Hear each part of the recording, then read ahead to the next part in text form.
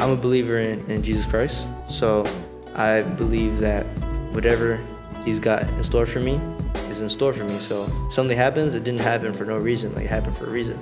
I didn't make the team my freshman year for a reason. I got better. I came back. Now I'm actually getting some minutes. So one day my dad's taking off the wheels of a car.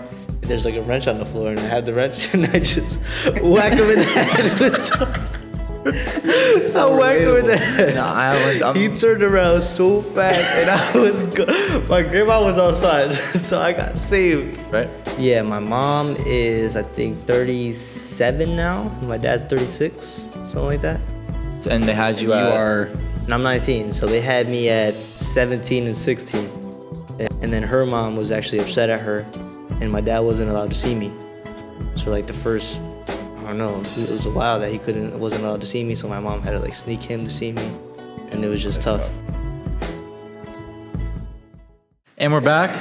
Shipped across the border. Episode 86, 87, 88, 89, something in the realm. 85. We have on the 85. hardest person to track down in the history of Elms College. Honestly, it's because he's dodging us. I mean, we could just be honest and shit. Yeah, be honest. Why? What happened? What happened? He's dodging hella. This is our We teammate, said- wait, Daniel Villanueva. Hold on. I just want to mention that I love my girlfriend.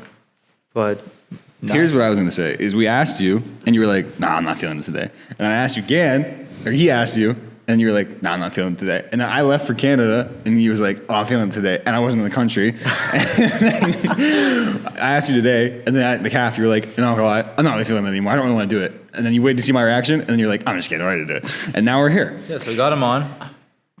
Complete transparency. We did record an episode with him last season, but we found out immediately after some things that we would have liked to discuss, and we didn't want to waste the episode, so we decided to redo it, and then he never really wanted to come on again until right now. Yeah, I mean, I really wouldn't either if I was an ex-drug trafficker in my past. That's what we found out after the episode, is that he's secretly... Wow, that's racist.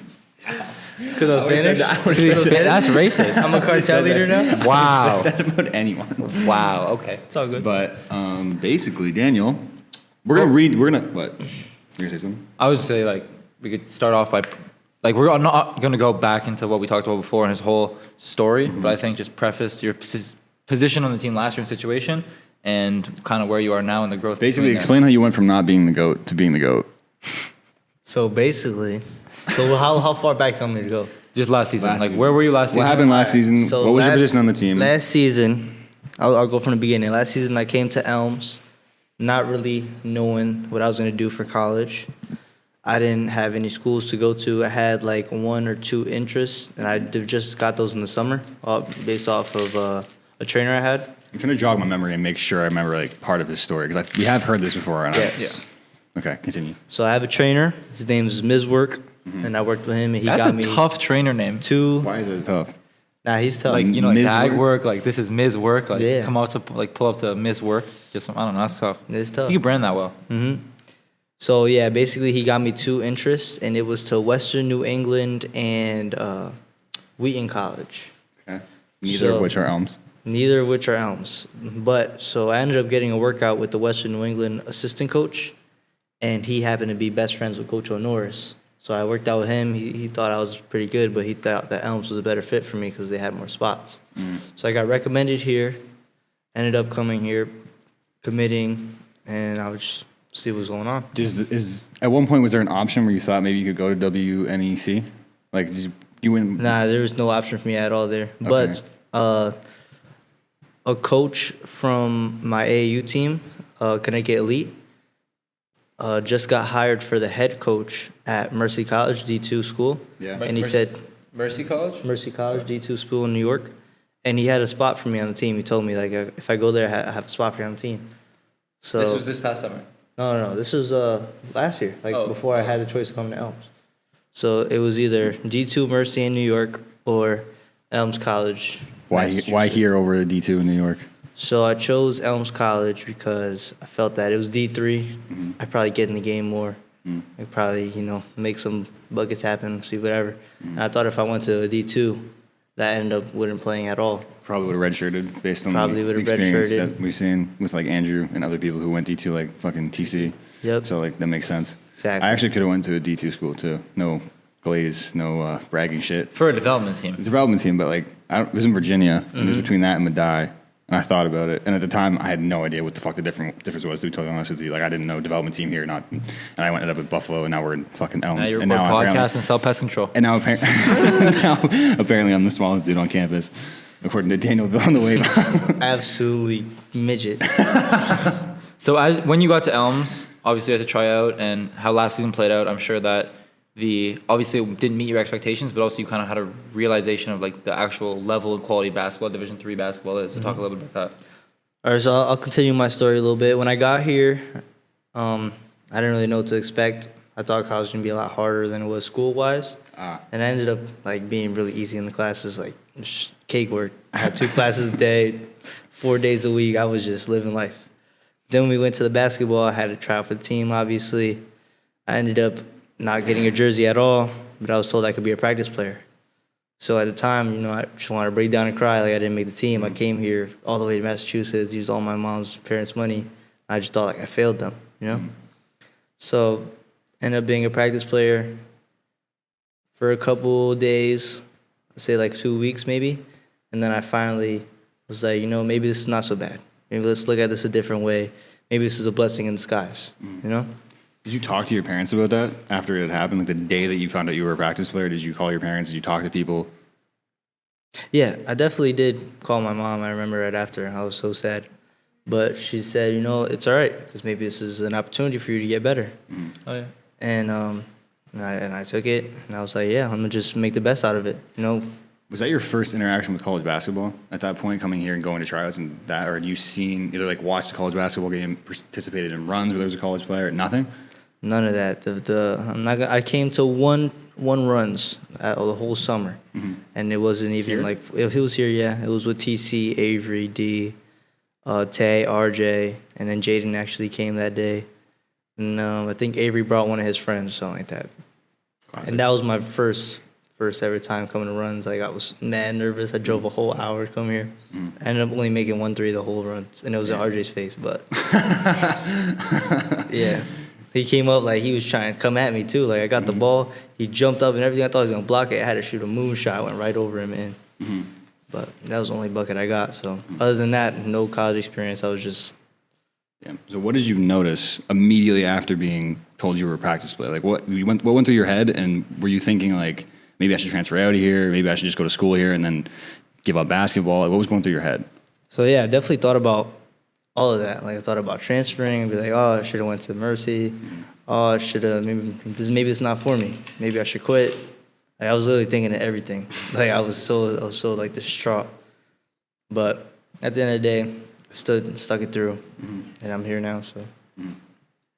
And I mean, now you can talk a little bit more about your position on the team, but for anyone who's not tapped into our first 2 games of the season, Daniel has played a solid number of rotational minutes in the first 2 games. Total of 10 minutes combined in both games. I feel like you played more the first game. It's the stats say 3 minutes, but like I think I probably played close to like 7. I think it's probably close to like 15 minutes. I don't know about all that. Maybe like 10, 12 at most. Oh, but you're getting in rotational time. Like there are times you're getting in non-garbage time. It's not like last 2 minutes. Yeah. So yeah. Unfortunately, they've both been L's, and we haven't really been in the fight at the end. So there has been garbage time opportunities, but you have gotten in rotational contributing minutes, which is I think big time for someone who didn't even have a jersey last year. So talk a little bit about what you did in the summer or in the off season in order to, I guess, put yourself in that position, kind of like you look. Because to be honest with you, like me, Chris, a lot of people are very, very impressed the way you came back this year and runs and everything like that. Yeah. So that process, that journey started from literally during last year's season. Back to Mizwork? No, not even back to Mizwork. It started during that Elm season last year. Okay. Like everybody else was playing on the court, practicing. Like I would do practice. After practice, I would lift immediately. And then after that, I would go to Burks on my own or with Jaden. And I was just like all about the grind. I was making it so that next year I come back a whole different person. And I kind of did that. I'm not really happy where I am right now. But compared to last year, I mean, what can I do? I'm happy. What were you, when you talked to Southall about being a practice player, did he let you know why he decided to make you a practice player? So I don't know, because when he kind of told me I was a practice player, he said you need to get better at shooting, passing, dribbling, defense. You need to be faster. You need to be stronger. So I was like, But to be honest with you, though, do you think he was wrong? Like, do you think your shooting ability, passing ability, physical strength was at the level to get a jersey last year? so that's what I'm saying. Like, maybe I took it like damn, I Yeah, really you took it suck. like I'm shitty, but like that's not like, actually what that in meant. reality, I did need to get my ball handle up. I did need to be a better passer, better shooter, and I worked on it. Like, it came throughout time. I needed also to build like more of a dog in me. I was playing too soft. What do you mean by you needed more of a dog? Like you had to. So when you come straight out of high school into college, the physicality is such like high school's here, college is all the way up here. Like you're playing against grown men at this point. You're not playing against no 17, 16-year-olds. You could come into. I know Ben last year was 17. And we're playing against 23-year-olds, 24-year-olds, 25. 25, yeah. 27, 27. It goes up, man. Like there's some old people here, and they live for this. So you got to really be about it when you come to college. So how did you do that? How did you create that dog mentality in Daniel Villanueva? So you just kind of have to do it. Like you can say you want to be this, you can say you want to be that, but at the end of the day, if you don't do it, then it's never gonna happen. So I took some advice from TC. I had some talks with him. Took some advice from Aaron. Aaron's probably one of my biggest role models. I look up to Aaron and Key a lot because, they're rotational guys. They start, they play a lot in the game, and they score a lot and stuff like that. So I kind of ask them here and there, what can I do? And they tell me, and I go do it, and I see that it works, so I'm going to stick with it.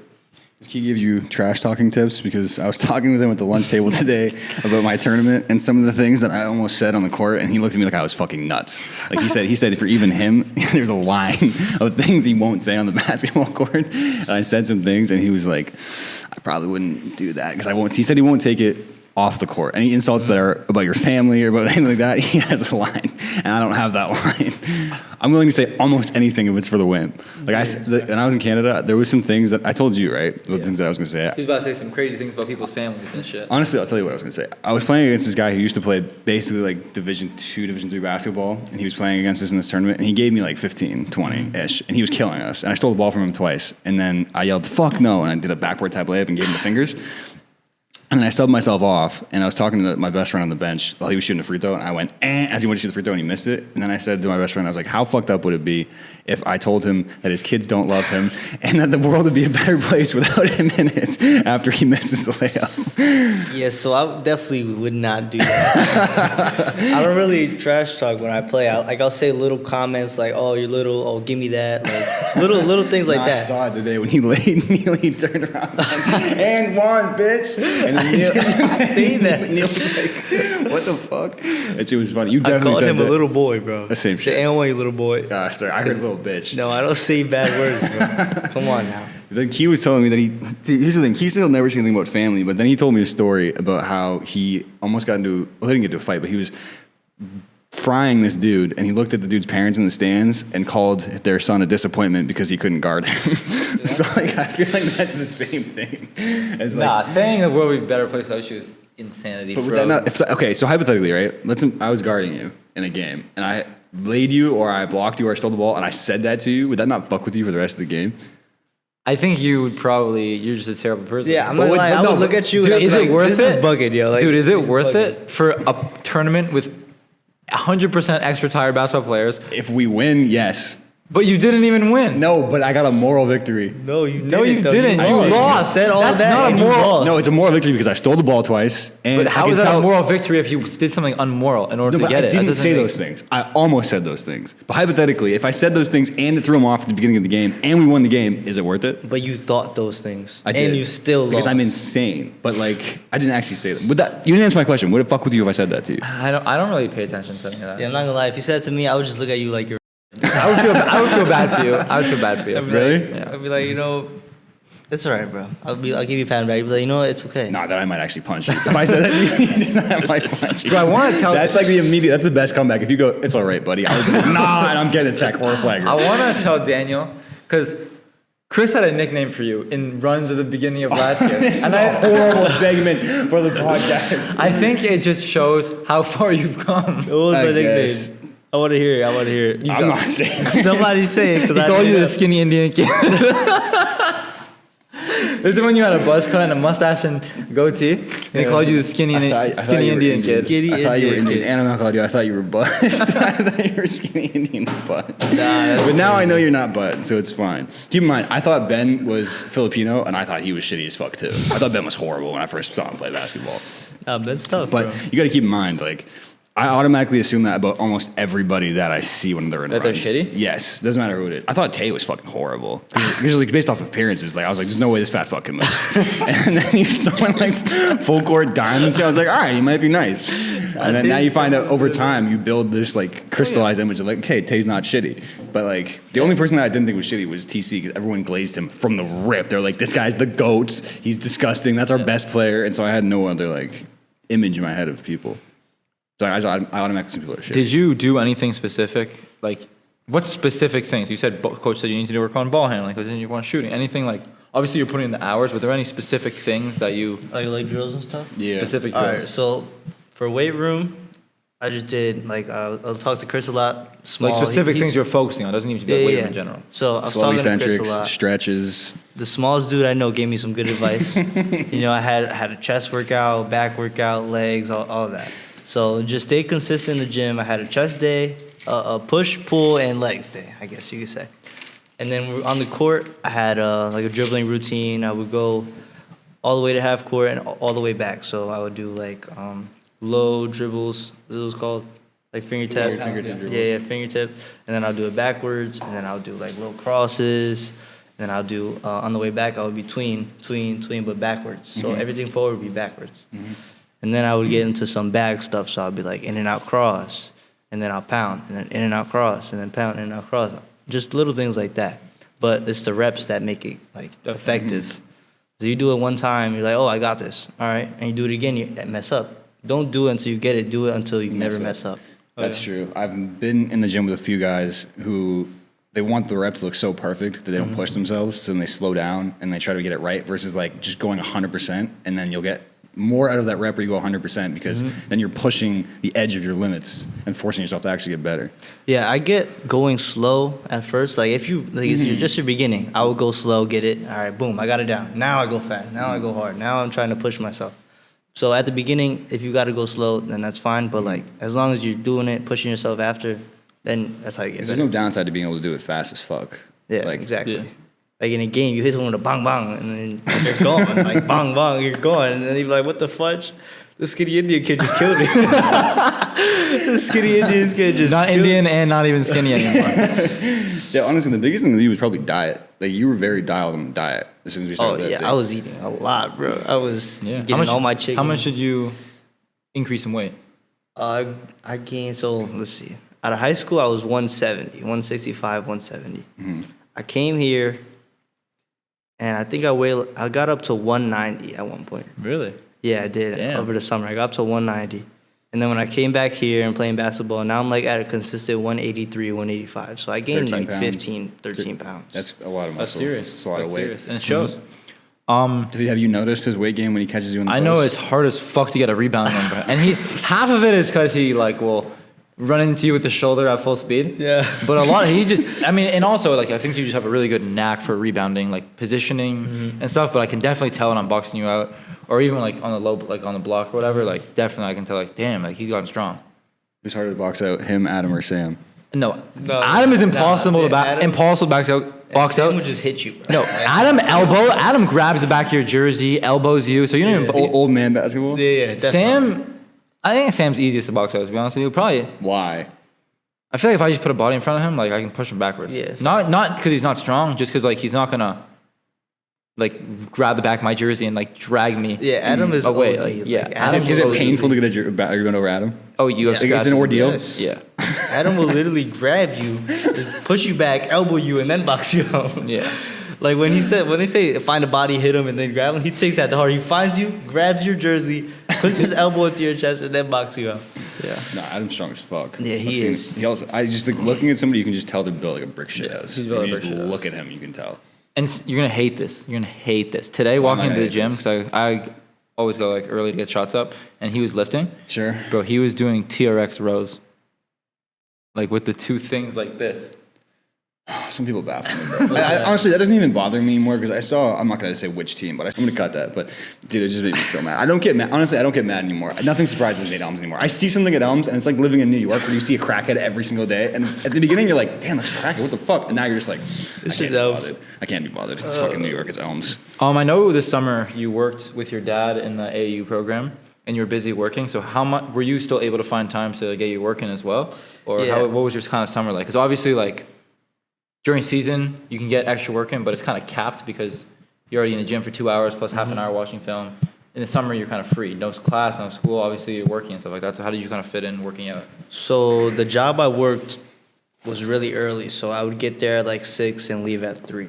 So after 3, I would have like a good amount of time. I'll probably go straight to the gym, and I'll be there for like an hour, hour and a half.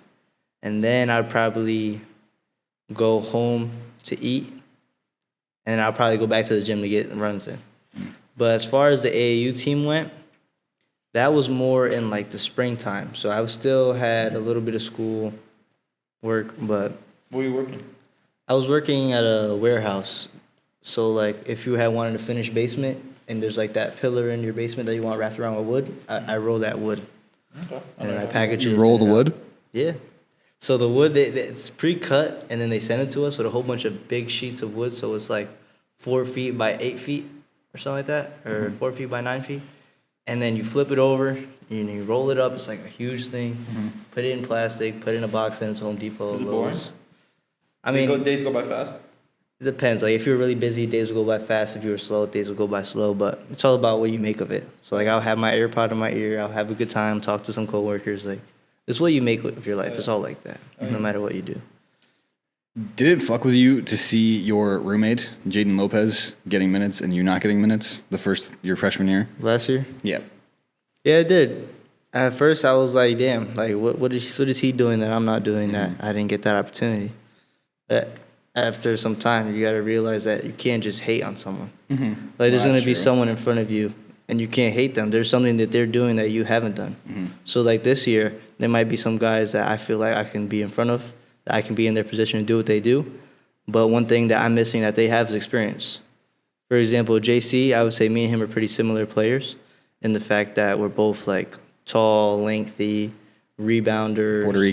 Puerto Rican, like we're pretty similar. But he has 3 years of college experience, and I have 0. So I got to learn from him, you know? Even though me and him are like neck and neck, he's still here with that experience. He has more knowledge than me. So I'm not going to sit here and hate on him. I go compete with him in practice, have a little conversation, go eat some food with him. At the end of the day, we're all teammates, so we all love each other. That freshman year is definitely a growing period for most people because I know, like, I mean, even Sean's going through this right now where, like, he only plays 2 to 4 minutes a game, and then he's like, man, why am I not playing more? But, like, it just seems to be a thing you have to go through as a freshman to understand that you're not going to play 20 minutes a game. Yeah, you're there's only a select few that go out there. Very select few. And freshman year is just a year to eat shit and get better and grow and get stronger. And if you're not it's like you have debt. You got to pay back your experience debt. Yeah. So you come in with no experience, and there's a level of experience that you need to have in order to be a competent player. And some people can get that experience in practice and just be set to go, and that's very rare. Honestly, I think the natural ability makes up for the experience at that point. That's what I'm talking about. Some people have the natural ability to not need as much experience, or maybe they even like played at such a high level in high school that it just comes naturally for them. Yeah, the competition level is not as much of a difference. But for example, you went to a smaller school in Connecticut, right? Yeah, definitely. So the competition you're playing is not even near college basketball. Same thing for me.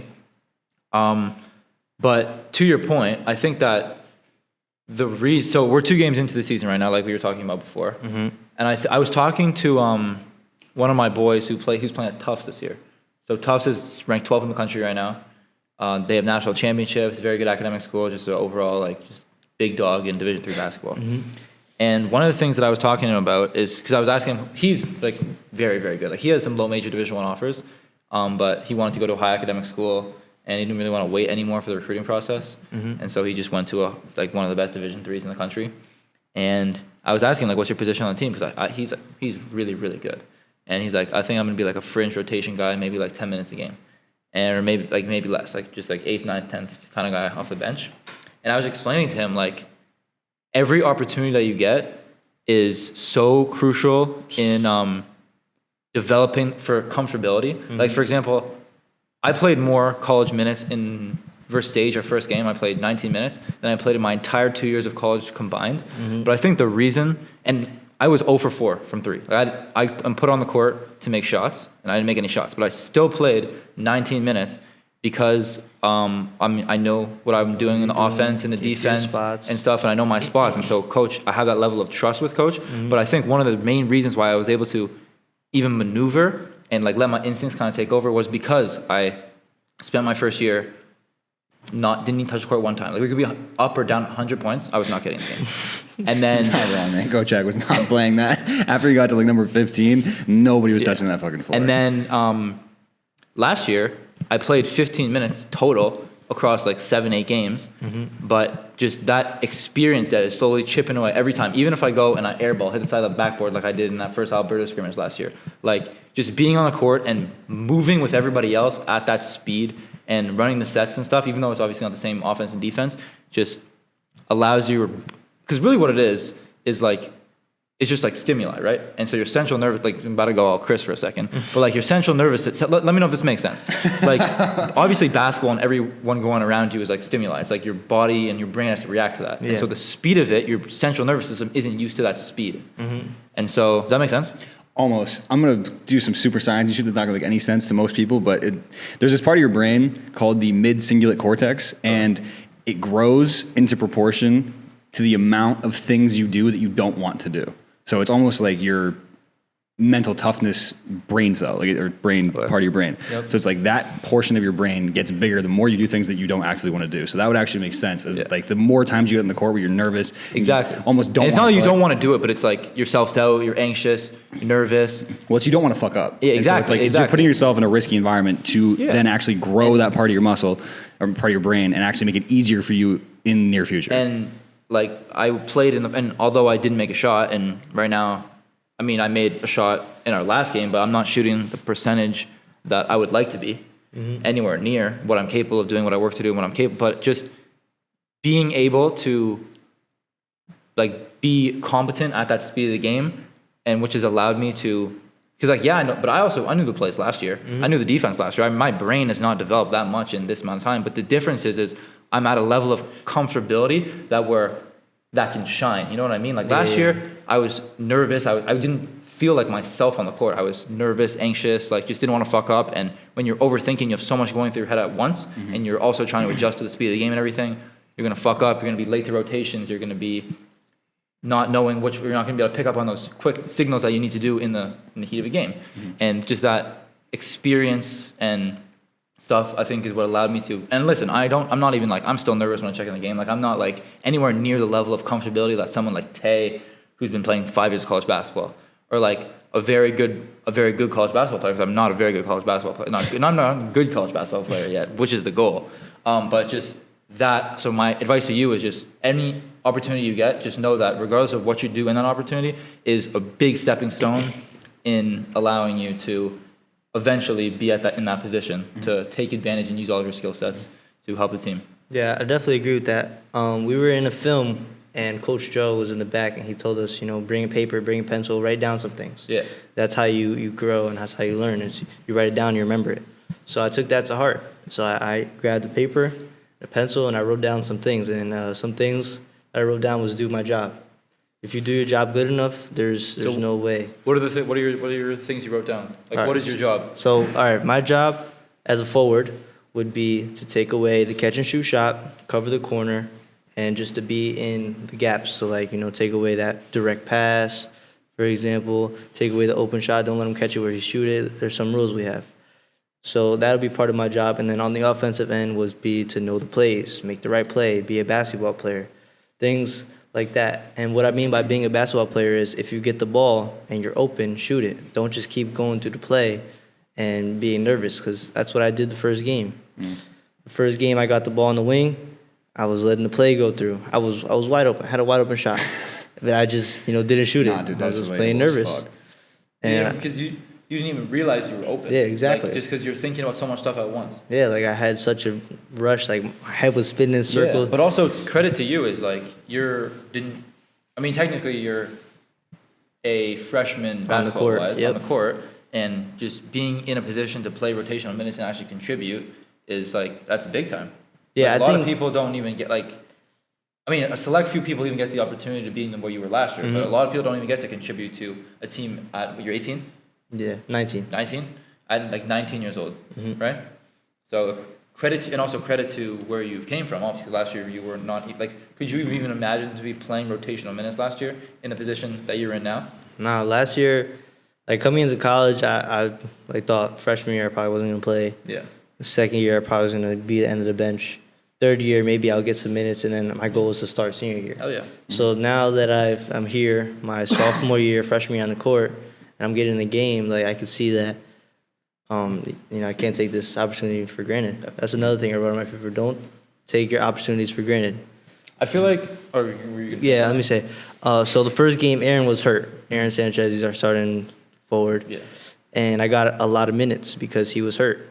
And I'm not like gonna be here like, yeah, he was hurt. Finally, I get my chance. No, like I was really concerned for him. I was sad that he got hurt, but Definitely. I got in there and I didn't do the best of my ability. So coach didn't really trust me, and I took that opportunity for granted. And now he's back, and now I'm not playing as much. So I definitely I'm a little bit upset about that. But you live and you learn. So now the next opportunity I get, I'm gonna be there. I'm gonna not take it for granted, but I'm gonna do the best I can while I'm out there. I think another thing, not taking it for granted is huge. Just because for example, a guy like RJ or like JC, great players, all like played right away freshman year. But when it's all said and done, they might not have the same perspective that you have on it. Just because you started off as a practice player. I started off at Madai pretty much as a practice player. I had a jersey, but I wasn't getting in the game. It's basically like the same thing. Last year, me and you are in the similar position of like where we're the positions that we're at now, and obviously it's not where we want to be, but it's like you can recognize that type of progress, and so you can have those moments of perspective, which maybe people, and I'm not saying RJ and JC and guys who play, like for example Mac, like guys who play right away, someone from Madai, who's a freshman that played pretty big minutes right away, but you don't have those moments of perspective. But I think it's a unique perspective to be just appreciative to be in that game and to be competing and to contribute to something bigger than yourself when you've been on the outside of that. You know what I'm talking about? You brought up Mac, and while you were talking, like it jogged some thoughts. When I was a freshman, one of the things I realized is like the reason that Mac was able to play in his freshman year was one, because he had a great group of people around him that like almost led him into college basketball. Because he came into the season and he could already bench 2 plates. He was strong as fuck. Like he had already been in the weight room. His dad had already been prepping him in the gym and all this stuff. And he like told us about this. And like I was watching that happen, and I was like, damn, if I have a kid and he really does want to play college basketball, you can really change the trajectory of someone's course if you know the right people and if you understand college basketball. You don't know what you don't know. Yeah, and it was weird because like the gap between me and him was gigantic, and one of the biggest reasons for that was the people around you. So I was going to ask, like, now that you've been in college basketball, do you see that part of the game differently, like the people around you and the influences you have and the ones that you didn't have in high school? Yeah, so growing up, I had like a cousin that played in high school and another cousin that played on JV, but like none of them were really like star players. I didn't really have anyone in my family or around me pushing me to become better.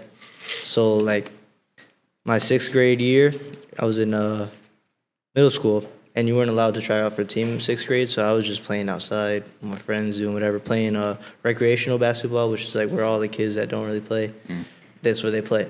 7th grade, I tried out for the team.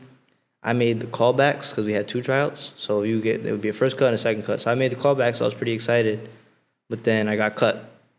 And then I was like, damn, like I thought I was gonna make the team, never made the team. So I ended up doing rec for another year, and then that summer, I found out AAU basketball.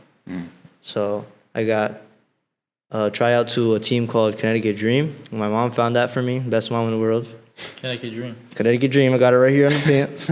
But that was my first year AAU basketball, and I didn't know that basketball was as big as it was. Like we went out to tournaments, saw all these different kids, big, small, strong, all colors. Like it opened my eyes for me. I was like, wow, like basketball is really bigger than Seymour Middle School. That's where I was at. Do you think at this point in your career that your main reason for being on the court would be like rebounding and these little things like being in gaps and shit? Like, could your freshman high school self see your role being like that niche? All right, so let me continue. So 8th grade, I came back and tried out for the middle school team again. and I ended up getting cut right away. And that was like, damn, like that really hurt me. Like I was like, wow, I did all this for nothing. And then I ended up playing travel for Naugatuck, and that's when I started to get good. Like that's when I started to be better in practice, be better in games. In AAU games, I didn't really play that much. Like I'll get in, I'll go put up a whack layup, get my shot punched all the way into the other court. Like it was like sometimes that I felt like I was absolutely garbage. But I ended up coming back my freshman year and ended up being like the best freshman. Like I was on the team, and I was surprised that I made the freshman team. But then I looked around me, I was like, I'm really like the top one here. So my freshman year, I thought I was going to be the man. You know, I was scoring a lot, I was getting rebounds, I was doing everything because I was taller than everybody. I was like 5'10", 5'11" as a freshman. Sophomore year, I got thrown on JV, where I started JV, and this was like near COVID, before COVID was going on. So I started JV, was playing JV, we had more comp now, and I started scoring less. I started getting less rebounds, but I was still like one of the taller guys on the team. So rebounding has always been like a big thing for me. And then junior year, I just got thrown right into varsity. I started my first game junior year varsity, and I was like, wow, like what am I doing here? So do you have a similar experience of your first varsity game versus your first college varsity game in terms of like adjusting to the speed of play? So my first varsity game, I was like pooping bricks. Like I was so nervous. My first shot was an air ball. I went up with a layup, got my layup punched. Like I was just awful game for me. So coming into college, my first college game, I was like, nah, it's not gonna go the same. So I was really pushing myself and asking people like, yo, it's gonna be my first game. What should I do? It's gonna be my first game. And everyone was telling me that I was gonna be fine. So when we went to the Springfield scrimmage, and I got thrown in like Right away, you played a ton. 6 minutes in, I was like, wow, he trusted me like that, and that gave me the confidence to go out there and do what I regularly do. Get the rebounds. I got an and one first play I was in there. I got another layup right after that. Was crashing the glass. Like I felt really confident out there. So I feel like when the coach has confidence in me, I can start playing confidently. I mean, coach having confidence in you is huge. And like I played for coaches that have had a lot of confidence in me and I played well. Definitely, I've had coaches that have not had confidence in me, and that's hindered my confidence. I think you need to find some internal. Saying this from a perspective, like I also need to like be able to find confidence in myself as well. Maybe if like I miss a couple of shots and guys start to like make comments, whatever, like still have that confidence in yourself. You know what I mean? But you were talking about your family. And I think the main reason why we didn't kind of want to put out the last episode is because we kind of missed a huge kind of gem there, and I don't want to let that opportunity slip away. You kind of have a unique family dynamic, from my understanding. You have two fairly young parents, right? Yeah, my mom is, I think, 37 now, and my dad's 36, something like that. And they had you And I'm 19, so they had me at 17 and 16. And then when I was born, my mom was turning 18. That's pretty crazy. I don't know a lot of people who have parents that young. Yeah. Talk a little bit about kind of what that was like, because obviously like So- you're growing up, like you're older now than you're like. Yeah, then my mom, when she had me. She would have had a 2-year-old. Yeah, at your age exactly. right now. Like you and your obviously have had a girlfriend for a long time, but imagine having a little Daniel running around Yeah, I at know. this Like, I age. couldn't imagine that, but... So like talk a little bit about that. So when my mom had me and my family found out, she actually ended up getting kicked out the house for like a day or two. And then she ended up having to go live with my great-grandmother, her grandmother. And when her grandmother found out, like, my great-grandma is the sweetest thing to ever touch the earth. Like, she's so little, tiny, sweet, like, high hugs, whatever. She smacked my mom, like, right in the face. Damn. And, like, to my mom, her smacking her, like, the smack, it didn't even hurt, obviously. But, like, emotional. like, the great-grandmother hitting you and being disappointed in you, that hurts more inside. So she was definitely, like, really depressed when she had me and stuff like that. But she never, like, wanted to not have me. So she always was stuck with me the whole way through. And I think that's why me and her have such a close connection now. She's been so emotional the whole pregnancy and stuff. And then her mom was actually upset at her, and my dad wasn't allowed to see me. So like the first, I don't know, it was a while that wasn't allowed to see me. So my mom had to like sneak him to see me. And it was just tough when we were younger. That's crazy. Do you remember what that was like to grow up with parents that were very, very, very young? I remember when I was like 5, I remember a little bit of that. We ended up living with my dad's parents. So they had a house in Connecticut. It was called Bridgeport, Connecticut. And I lived there a lot of my early years. and my mom and my dad both lived with her. So like my grandma was obviously really upset at my mom, and my grandma didn't really like my dad at all. So I ended up just living with my grandmother. I love my grandmother, I love my grandpa. I lived with them for like most of my early life. But yeah, it was kind of hard. I'm trying to think of like a avenue to take here, but like, because I don't know anyone who had a kid that early. But like, I'm trying to remember my childhood and like. So I would say it was rough because they were so immature for me. That's why it was rough. I would say that they were so young that they would argue a lot. They would have those high school arguments. Mm-hmm. They were literally, and you remember those? They were literally, yeah. Like I remember, like there was some. Do you remember like a vivid experience of what they were arguing about?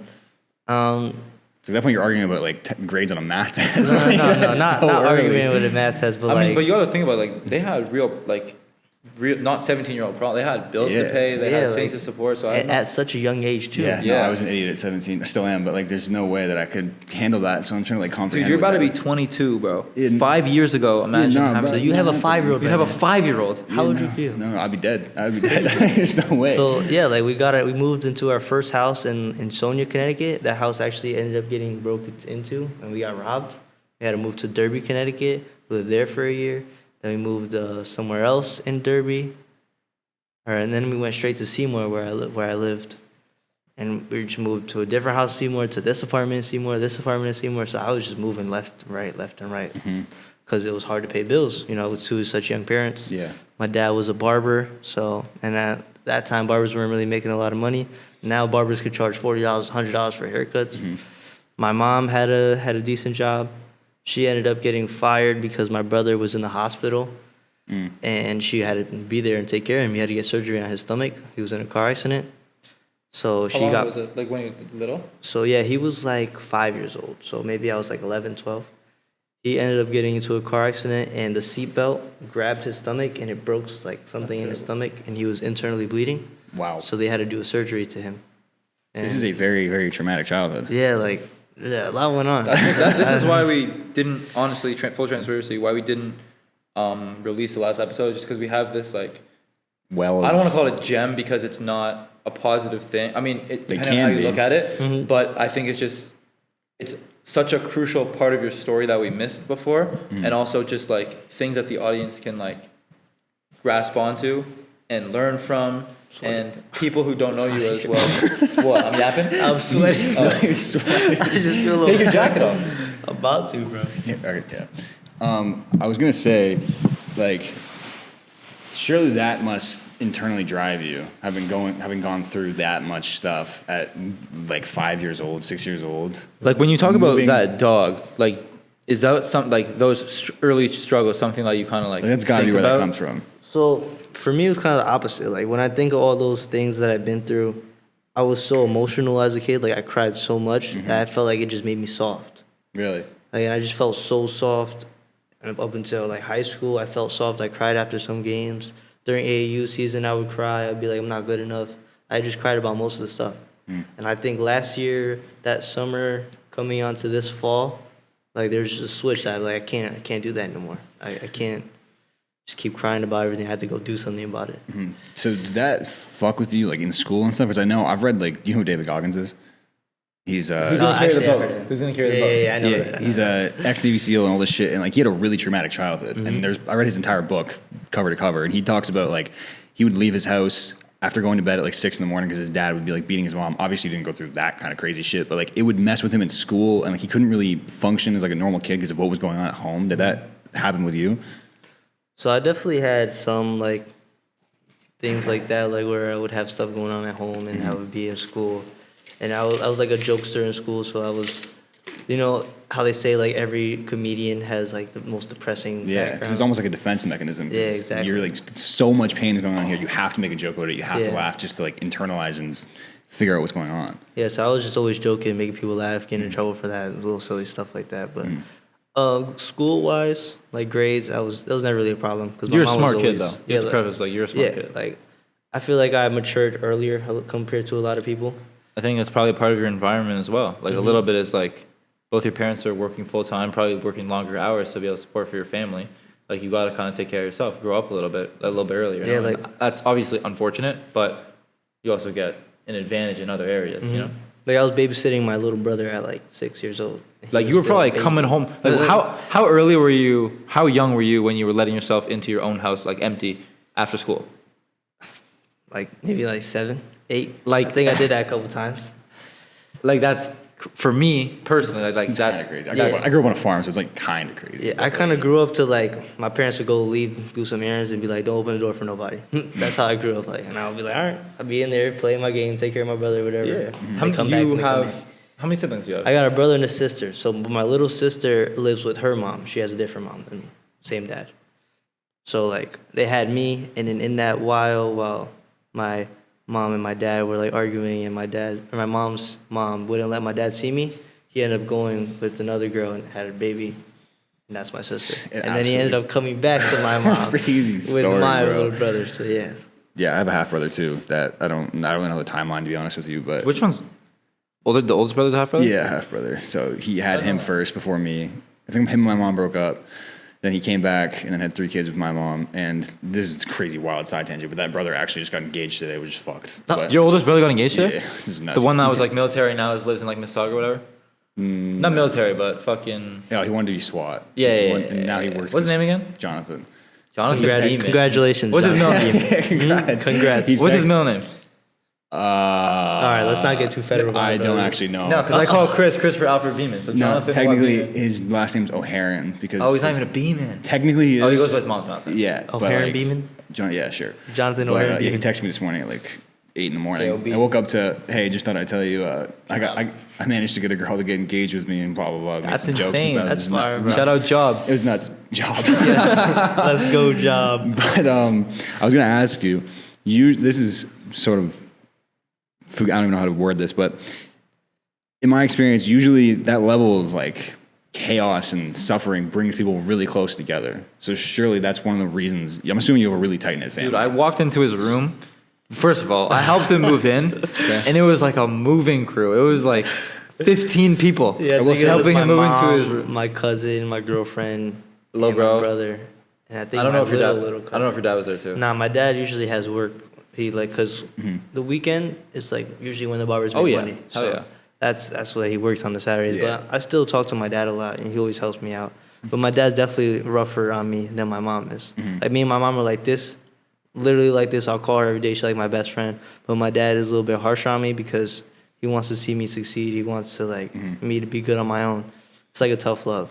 So they also at the games too, like your entire family is there screaming when you Oh, go yeah. to court and yeah. everything. Oh, So like, Springfield scrimmage too. Yeah, it was so- awesome. Like, dude, your mom was going nuts when you got that M1. Really? Like, I was so like in that. I was like, I was so happy for you in that moment. Like your mom, your girlfriend was there too, right? Yeah, she was there. Little bro was like screaming. No, little bro didn't go. He wasn't there? Nah, yeah, because he Man. had his own thing that he had to go to. Dude, and then I walked into his room after the I don't know if it was after the stage game or something, and his mom, Oh yeah, let's say girlfriend, brother, cousin, all in the room. I'm like, it was crazy. So definitely, like, obviously you be able to speak on the closest of your family, but just as a person that lives next, as your neighbor, Yeah, it's definitely transparent. yeah. My girlfriend was actually my neighbor too. Really? Yeah, I think I was met. so yeah, actually, so we were in 7th grade, and You've been dating since 7th grade? no. But I met her in 7th grade. So 7th and then they broke grade, up, and then they had a kid, No, and then they got no, back no, together. no, no. He has 2 kids. I met my girlfriend in 7th grade at the bus stop because like That's swag. I saw her, You have the door open. and I'm like, who is that? Because she moved from Hartford, Connecticut. So I'm like, who is that?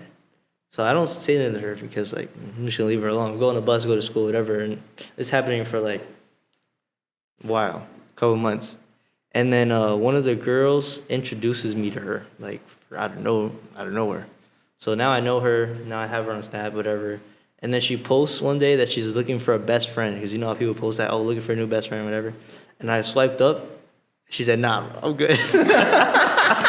She said, nah, I'm good. I don't want And I this was kid like, Indian "Damn, kid. You bro, can like, keep what? it." So I was like, all right, whatever, freak you. And then she posted again, and I swiped up again, and she said, nah, I'm good. And she did it like 3 times, and then she ended up actually being best friends with me. And then we were best friends for like the whole year, This is 7th grade? 7th grade. And then in going on to 8th grade, we were best friends. And then something ended up happening. I think my aunt had a baby, And then it was the same day that she said that she liked me, kind of. So that's when we started like talking. Damn, best day of Daniel Villanueva's Best day of my life. So much chaos. This is- all the things have to hit It at was once. the Just best day happening. of Chris's life after. Speaking of best. And then one day in 8th grade, I was just like, yo, be my girlfriend. Fire. And then she was my girlfriend. Yo, if you get married, this is a crazy love No, story no, for the we're bachelor getting party. married. Dude, they've been together for like Bro, we've been 5 together years, for bro. 5 years. Another It's going to be 6 in March. When you get married, this is gonna be a wild story for the wedding party. It's going to be crazy. The best day of Chris's life was when we got 18 energy drinks for $3, and then Tony moved out of his room. That was the best day of Chris's It was a life. good day. Definitely wasn't the best day of my life. It was a good day. That was a valid day. I know you're happy. It was a valid day. Yo, Dude, I Tony came back. came up to me and he was like, yo, man, Chris, that man, he's too touchy, man. You'd always say that. Bro, he would say that shit like we would ask him. He'd be like, yo, Tony. Tony would be like, what's up, man? And he'd be like, what's it like living with Chris? And he's like, other than him like touching me in the middle of the night, it's great. Nah, what? You're crazy for that. It's not true, but like he's just No. but Tony's like low key funny, bro. No, He's he's funny. I talk to him all the he time, has bro. some like random lines, and also the funniest thing about Tony is if you yell his name, he has to. He's like a. he It's like puts a on his glasses. He's like he's like a mole rat because he has to go by sound because he's like yo, he's no idea who's saying hi. He has not a he fucking puts on his clue. glasses, It doesn't even matter if he has his glasses on, bro. You can tell he says hi. He never says your name because he can't see that far. He says what up to me every time I dap him up. I see him at lunchtime all the time. Is that your boy now? It's my boy, bro. Nah, Tony, he's shout out to awesome. Tony, bro. Think you can check him? Nah, bro. Tony messed me up. He messed me up. One of the things I was going to say is because, like, surely that must feel really good knowing that even if you go into this college basketball thing and it doesn't work out and you get snipped or anything happens, that you can lean back on that family unit because you guys are so insanely yeah. close. I definitely could, but another thing is with my dad, he's taught me to like how to survive on my own. So Yeah, like you if I had have to. a job, like he taught me like, yo, you gotta save. Like put this much in your bank account. This you can use to save. This you can use for whatever, but like stop eating out, stop spending unnecessary money, like save. And then I didn't listen to him for a whole summer. I ended up making like $6,000 that summer. And I just used all of it. I only had like 1,000 left. Yeah, I was about. I Boy, only is had that like relatable? 1,300 left. You right? have no idea how relatable that is. Chris spent $20,000 on donut holes in the mellow ball basketball. You think he's joking. He's not I joking. believe it, bro. He's Chris is not crazy. joking, bro. Chris is He's a crazy. dumbass. I wish somebody would have gave me that advice way earlier. But Yeah, right so- now, honestly, I should take it because we're eating Chipotle like fucking 3 times a Yeah, week. like- and I'm still not taking that advice. Save some money, you know. Buy some Daniel's tacos for $10. Yeah. That's me. Nah, I bought 6 tacos for $20. No, you didn't. Yeah, you did. I did. You actually did? Yeah. After you tried to scam him out of his first Tried to batch of scam. tacos? I might have to open He the was business. about to up. offer me. It was a the most- thin piece. It was basically a single thin piece pieces. of You roast tried to beef. get one over on a Jew and it didn't fucking work. He was about to offer me The a Indian single and the piece Jew, of man. roast beef and a couple grains of rice for No, $20. I was gonna bro. give him rice, beans, and 2 No steaks. beans. There was for no $10. beans. You really Nah, thought that day there was no beans, but I said I would make beans. you really Fast thought one. that as a skinny Indian you could outbargain the Jew? It's not gonna happen, bro. It's not gonna happen. I don't care. That's a non-winnable If situation. I was actually Indian, I would have won. probably. That's Oh, hilarious, crap. dude. I'm not gonna lie to you though. I relate to that too. In the sense, like, I feel like How do you relate to that? You have a helicopter at home. You do not relate to that. I was not Your talking- pool You is know what I was gonna- your pool is gold plated. You do not No relate way. to that. This dude's pool is bigger than my house. I was know- gonna you- talk. Wasn't related to anything. You didn't even know what I was gonna say. I Go relate ahead, to. go ahead, go I ahead. was hoping it was going to be about money because you could not No, relate. not at all. I wasn't gonna say anything to do with that. He I was said, gonna I've say been- the I've fact been that struggling. I'm down one to of the my last reasons why I'm $1 million. soft is because my mom also is like super like I can do no wrong. Like no matter what it is, it's like I do no like. In her eyes, like it's just it's awesome that I'm just doing this. I'm doing me and That you're playing breathing. basketball and shit. And I'm just doing my own thing, and I'm like a self-sufficient adult. It's like that's the best thing ever. So like if I go 0 for 150, like my At mom- least you shot 150 shots. Exactly. my mom's gonna That's be the like, green what do you light. call it? She's gonna like, but then my dad's also like, me and my dad are like best friends. I talk to him every single day about everything, about everything. But he'll be like I watch the film of every, like I'll create a Zoom, share my screen, and we'll watch the film and break it down. And there'll be times like, yo, go back, pause. Yo, you're boxing out like a bitch. Yo, can you get a fucking rebound? No, but like he'll I like, would do and that too. he keeps it real with me, and I think that's one of the reasons why I've been able to be self-aware and stuff like that. Because obviously, like my mom, like no matter what I do, I could score my own basket. Knock on wood. 'Cause I've seen someone on my team do that before when I was RJ younger. did that last game. No, but I intentionally. Oh yeah, no, he hit that shit. Yeah, that wasn't Like, purpose. and my mom would love me anyways. But like, my dad would be like, wouldn't not love me, but he'd like, Nah, be you like, probably bro, take, what are you like, doing, wake bro? the fuck up. Yeah. Probably fine you like $2,000 out of the Max Rolnick bank account. Yeah, I Just don't take know. a few out of You're there. chatting right now. Just take a few out of You're there. chatting right now. Nah, my No, I dad's feel- super blunt though. Like he's just super blunt about everything. So no matter what, he's gonna keep it. You 100. need that balance though, because Yeah. like, bro, like one of the reasons, because like I'm definitely like I'm soft. Like I wish I could have more of like a dog and like that sense of like hunger and urgency. And I try my best to manufacture that, but like one of the reasons is because like you said, like such a caring family to come home, like no matter what, there's no like urgency. Like I'm not saying not urgency, but like my family's gonna love me anyways. You know what I mean? Yeah, of course. And so I feel like having like, and it was not always like this. Like, I feel like my parents are very, they're not gonna like be harsh on you until you commit to want to do something. So like they're not my dad, my sister plays basketball. She's butt. I'm playing. No, Ryan, It's okay. My brother's butt too. no, but she doesn't like. She just does it to like hang out with her friends that are like who also play basketball, that are girls, get physical exercise, and just like so like my dad's like not gonna be on her to like go and get shots up in the driveway or whatever. But like with me, like I mean my parents don't have to like micromanage me. I'm very like self motivated, but they're like more keep it real with me because they know that I care and that's what I want. You know what I mean? I feel like that's such an important thing to have in an environment, in such a loving environment. You know what I mean? Yeah, it was never like my fault. It was never like for me do whatever you want. What was gonna love you? Yeah. I was always getting corrected, and I would get hit here and there. Of course. Like if I did something stupid, like you're gonna hear it. Whoop-ah. Oh yeah, I've had a fair share of ear grabs at the dinner table. My dad. Yeah, I got the ear grab, the mouth smack, the face. I've had my mouth washed out with soap before. Like I have my mouth. That My one mom I've been threatened. took me to the washing, blocked the door, and washed my mouth out with soap. Nah, I've got my phone taken from me and hit right on my head with my own phone. I've got so much. friendly fire. It's like Some of this I my have own to cut phone. out, but yeah. No, I know what you mean. I know what you mean. So I don't really know where else to go from No, there. I was gonna say, I just feel like it's the nature of the mother. You have like she Yeah. just has unlimited compassion for Yeah. you, regardless of what you do. Yeah. That's just how it is. And like as a good father, you kind of do have to. I'm not gonna say beat the shit out of your kid, but Yeah, like, but, like, yeah. he's gonna bounce against the Yeah, you wall. gotta balance it out. But You you gotta kind balance of it gotta out. like smack him in the right gotta direction balance until it he out. self-corrects. I think. Smack in my direction, crazy. But you Yeah. gotta like create structure. You know. Yeah, of course. Yeah. Otherwise, like someone who has no boundaries and no structure and no, I mean, yeah, you're a fucking man. No, I'm not gonna lie to you. I had very little structure. Like I would. Yeah, they got lucky with you. I had to push the line. Dude, if my parents didn't like really parent far. me, if my parents didn't parent me, I would be a fucking mess. Really? Yeah, no. If Oh, I yeah. didn't, Like Chris is, you know those people who have cats? oh my god, why are we still doing this on Cats episode that- 85? that don't live at home, they just wander around, they come home to eat. They That's come in. Chris. Do you have any idea how many people have made that fucking joke in my 21 years of Really? life, bro? Because that's what it was. It was like That's him. I would leave, and if I came back alive and breathing, it was, "What do you want for breakfast?" And it's like he's got all his limbs, his fingers are still attached. We're running it up. But like, bro, I would have to push it so far to see any repercussions. Like, it got to a point where I vandalized a house.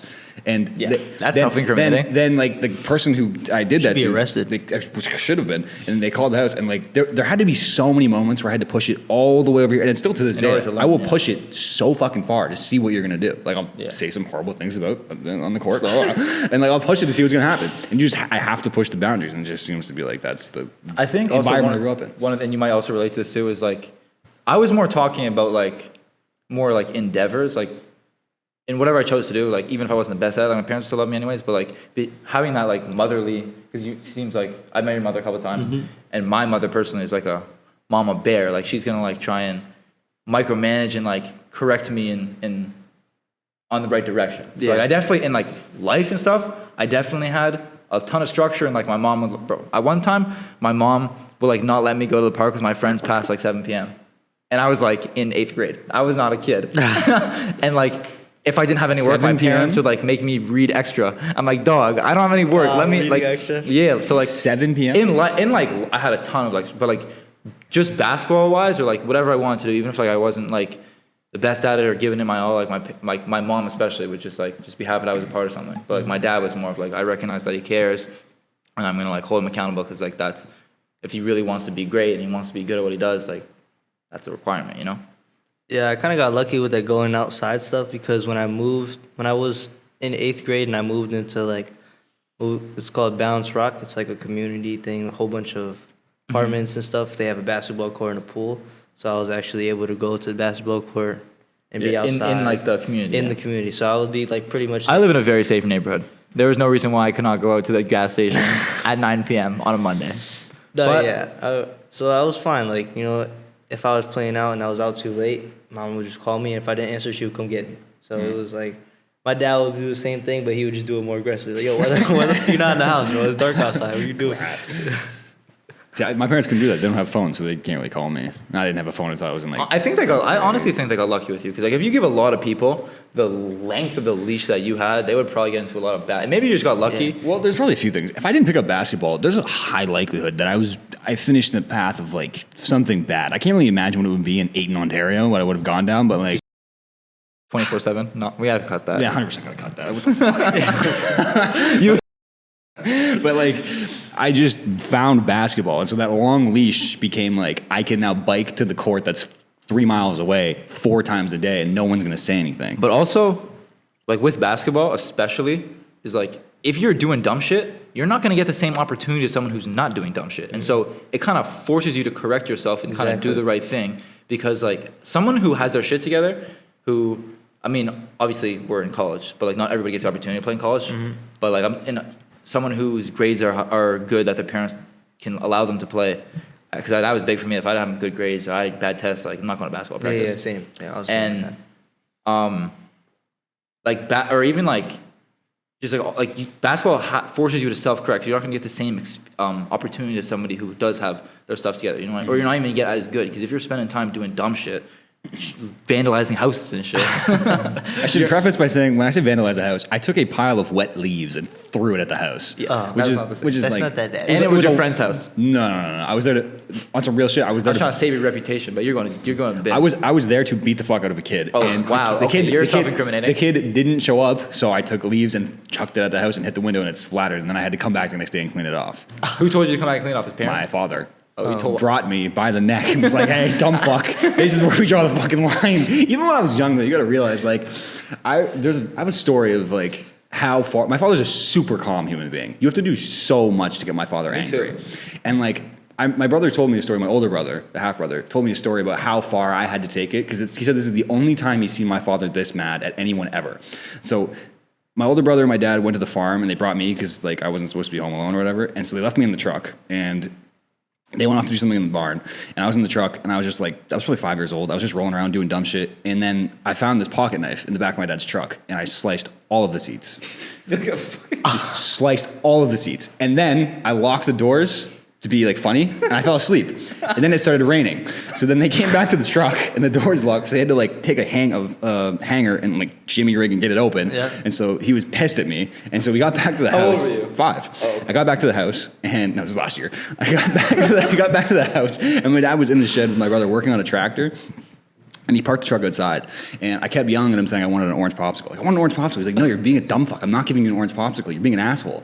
And so eventually I picked up a hammer, and I walked towards the truck, and he said, don't do it. Don't do it. And apparently I took one step, threw the hammer, and tried to run, and my dad had me up by the ankles inside and smacked me on the ass. It's the only time I ever got really spanked. He brought me inside, spanked me, and then told me to stay in the corner. Yeah, you deserve that. And then he came, and then I'd be like, yeah, you fucking. And then he came back outside, and he acted like nothing ever happened. He asked my brother for a wrench, and then they went back to work on the tractor. And then he just snapped. Did you not remember this? Or your brother? No, I vividly remember getting spanked because I was like, I don't deserve this, but I obviously did. And then he left me in the corner, and I was like, all right. I have a very similar story. So.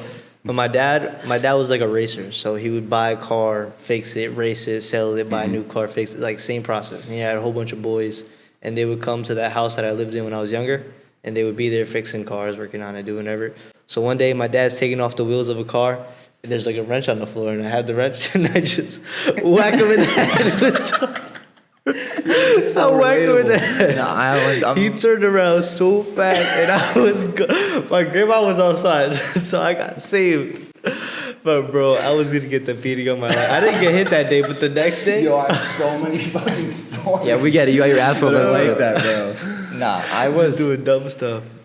when I was my dad always like rebounded for me. Like we have a net in our driveway, and always like rebounded for me. And I, even like to this day, like when I go home, get some shots up, he'll rebound for me. Yeah. I had a very high temper when I was younger, especially because like I've always expected a lot from myself. To get pissed off when I miss. Now I've definitely mellowed out, but like when I was younger, I would crash the fuck out, like crash out insane.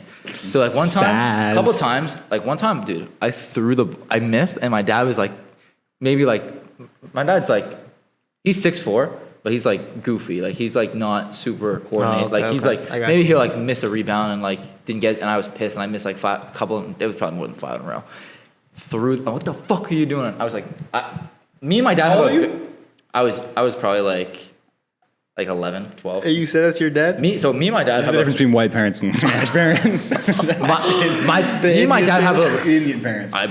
so I threw it at. I don't think I said what the fuck are you doing, but I threw the ball at him. No, you definitely said that. definitely Yes, did say you it. definitely But I said threw the that. ball at him, and he gave me the most angry, most disappointing look, and just put the ball down and walked in the house. Dude, my heart sank. I actively remember this. Another time, I was I'm not going to. The end of that story, they didn't involve you getting your ass kicked. Is crazy. That's ridiculous. So then another time, I was pissed off and I bounced the ball and it hit the front bumper of his car. I caught one up for that. Yeah, I'm about to say. No, I would say I have a few of like. I remember a few times. This is like probably the same year that I did that whole hammer trick. Maybe it was a little bit older, and I had to help my dad move cattle. And so, you know what a cattle prod is? Cattle prod? Cattle prod. Basically, it's like it's a big long stick, and at the end of it, there's 2 pieces of metal, and it's electric. So you zap the cow's ass, and then it moves. So like if they're not, if you kick them, So you abuse like, animals. Technically, no. That's like what you're supposed to do. I know. It doesn't hurt the cow or anything. It just makes it move. So like if you hit it on the back, it doesn't hurt move. the cow. It doesn't. So he just moves for no reason. Yeah. Yeah, you just electrocute. So basically, you're supposed to you're hurting it. Can I get to the goddamn point of the story? There's a cattle prod, and he gave me the cattle prod, and I was walking behind him as we were about to go get these. And I was looking around. And like I was just like zoning out as you do at like 9 years old, and then all of a sudden I just stopped, and I heard him go, "Yo!"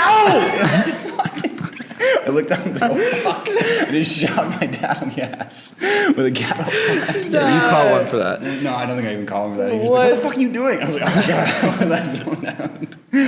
But yeah, I have lots of stories. I almost died many times. Like there was a time where You probably deserved it a couple of times. we were moving cattle. Doing some dumbass shit. We were moving cattle, and one of the things that you have to be very wary of is when you're moving the bull, because they're very angry and they're very protective.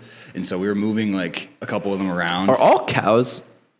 No way. How So would the that bull. work? So why is there one bull? There's Cows one bull are that females impregnates and bulls are males. all the females. There's a bull, and then there's cow. There's That's what I just said. holy fuck. Yeah, cows are females. So what the fuck's a male cow doing? No, because there's a name for it, and I feel really dumb right now for not knowing It's it. a bull. You're a farmer There's a boy, you don't bull, know? and then there's So there's bulls and cows, but a bull impregnates a cow? cows is the umbrella term. Hold on, we haven't figured it out. Oh, so a male cow is a bull, Bull, and the female one is something that I. but is it not? It's not actually a, What do or you it's mean? actually a bull.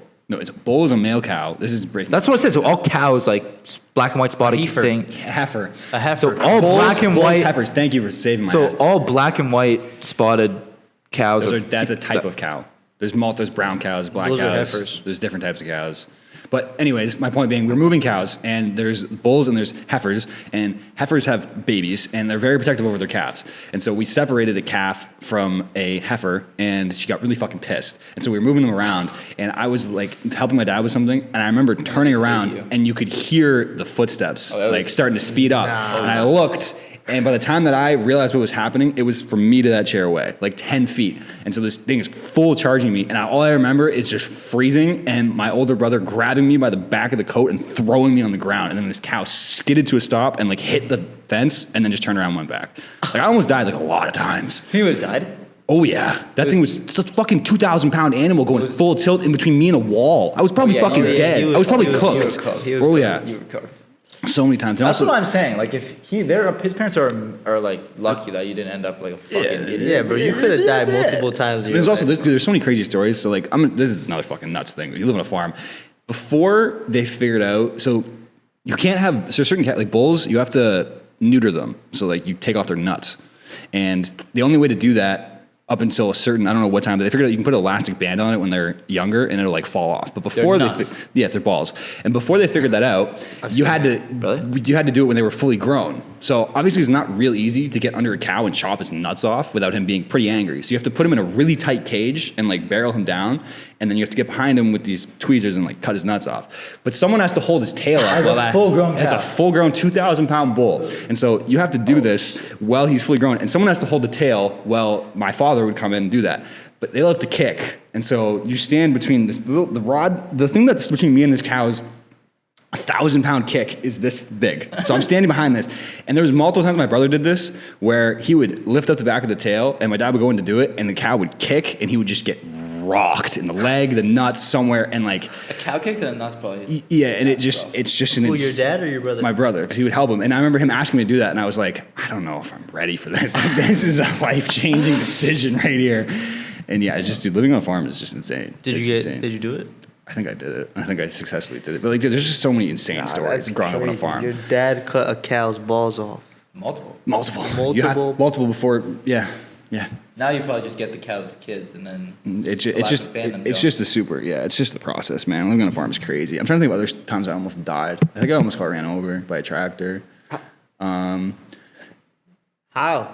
Who was driving? Nobody. It was in neutral, and it rolled down a hill, and I fucking rolled out of the way. There's another time where I was in the back of a 4-wheeler with my best friend at the time, and we were driving like really fast, like idiots, when I was like 12, 13 years old, and we came around a bend, and there was this like divot that was probably like 6 feet deep or something, and he went to go hit the brakes and he skidded to a stop, and me and him flew off and rolled to the bottom of this divot. So now we're looking up in this little divot like this, and at the top of the divot the 4-wheeler is just slowly going like this. So me and him look up and we're like, holy fuck, and I grab him, he grabs me, and we just throw each other out of the way, and we see the 4-wheeler go like and it goes right where we were fucking laying and just back up the other side. You get back. How'd you get out the divot? Did you get back in the fort? It was fine. It was perfectly fine. Like ATV or like ATV? It was perfectly fine. Then we got on it, we went home and never talked about it ever again. There's fine, so many stories, bro, where like someone should have died. Like so many. Honestly, dude, another one, best friend. I'm gonna tell this and then we're gonna go back to being normal, civilized human beings. Go ahead. But we were, this is kind of incriminating. This one I'm gonna cut, but you guys can hear this. All right. Anyways, I don't really know where we go from here. What did you want to do outside of basketball? When in my life? Right now, like after basketball is, why are you in college? Like college after this, what are you pursuing? So, right now I'm kind of just living life, doing college, and whatever God has set for me is what I'm doing. What's your major? I'm a sports management major. Okay, do you want to do anything with that, or? So yeah, I do want to be like some sort of coach. I really do want to stay with the game, like even after I can't play anymore. Why were you in our tax class? Oh my gosh, I was in that tax class because I had a hold on my account, which didn't let me register for my classes. And then by the time I could register for them, they were all full. So I had to go into some random class. And I'm in an accounting major, personal tax class where I did not belong that shit's hard as at fuck, bro. all. Bro, I was getting in the beginning, but then I missed one class. Over. You drop it or no? Yeah, I dropped it. Yeah, I have a few of those. Elemental stats, it's not for me. I don't want that shit in my life. Yeah, I was thinking about being a double major with accounting. I took that class. Maybe not want to do it It's anymore. not worth it. No. It's definitely not worth it.